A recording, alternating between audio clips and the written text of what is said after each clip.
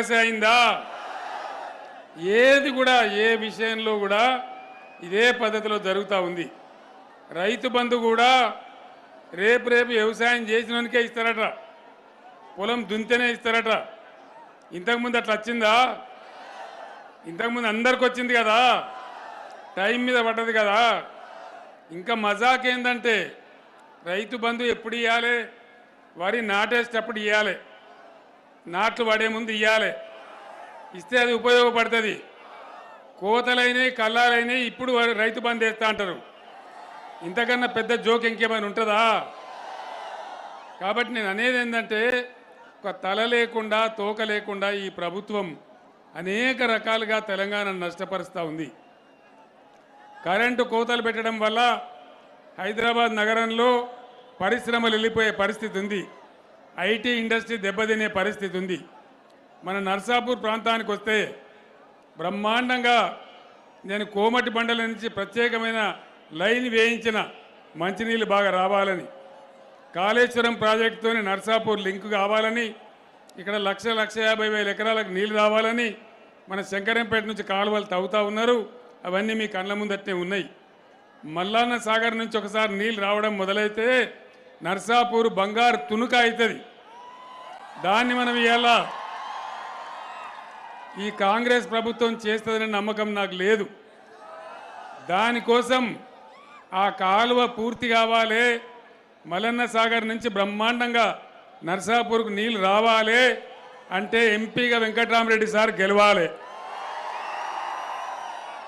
ఎందుకంటే మనందరం కలిసి యుద్ధం చేస్తే తప్ప ఈ ప్రభుత్వం నీళ్ళు ఇచ్చేటువంటి ఆచారంలో లేదు. మనకు అర్థమవుతా ఉంది. ఏ ఒక్క హామీ నెరవేర్చలే, ఇంకా నెరవేర్చే ఆశ కూడా లేదు. మనకు ఇబ్బంది కలుగుతూ ఉంది. అటు విద్యార్థి లోకాన్ని గోల్మాల్ చేసినారు, అన్ని రకాలుగా కూడా ఇబ్బందుల పాలు చేస్తూ ఉన్నారు. కేసీఆర్ ఎన్ని రకాలుగా నర్సాపూర్ అభివృద్ధి చేసిండో మీకు తెలుసు. మున్సిపాలిటీకి నేను 25 కోట్ల రూపాయలు ఇచ్చిన, వాటిని కూడా వాపసు తీసుకొని పోతా ఉన్నారు. గ్రామాల డెవలప్మెంట్ కోసం కూడా డబ్బులు ఇచ్చినాం, వాటిని కూడా వాపసు తీసుకొని పోతా ఉన్నారు. ఏ రకంగా కూడా క్యాన్సిల్ చేయడమే తప్ప ఏ విధంగా మనకు ఖచ్చితంగా వాళ్ళు ఇచ్చేటువంటి పరిస్థితి లేదు.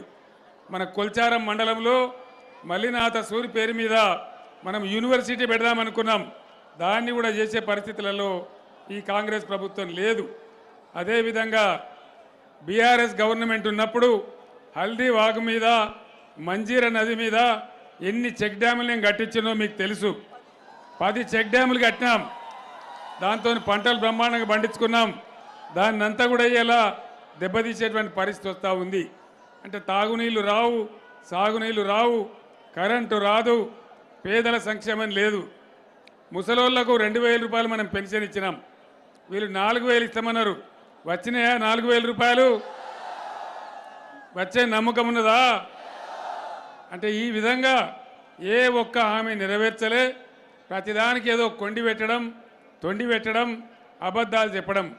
పైగా వాళ్ళ నాయకుడు రాహుల్ గాంధీ వచ్చి మొన్న నిర్మల్లో మాట్లాడుకుంటూ గవర్నమెంట్ ఆల్రెడీ 2,500 రూపాయలు ఇస్తా ఉన్నదని చెప్పినారు. మహిళలకు, ప్రతి ఇంట్లో మహిళలకు 2,500 ఇస్తామన్నారు. వచ్చిందా? ఒక్కలకు కూడా రాలేదా? నర్సాపూర్ కాడ వచ్చిందట కదా, తెత్తానే మదన్ రెడ్డి కాంగ్రెస్లో వచ్చిందట కదా, తేలేదా మదన్ రెడ్డి? నిజమా? మరి ఎందుకు పోయిండా మదన్ రెడ్డి?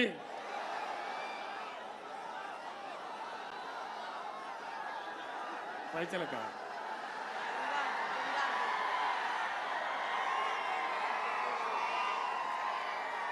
మీ అందరికి కూడా నా చరిత్ర, మదన్ రెడ్డి చరిత్ర తెలుసు. అప్పుడు తెలుగుదేశం ఉన్నప్పుడు ఎమ్మెల్యే ప్రయత్నం చేస్తామంటే ఓడిపోయిండు.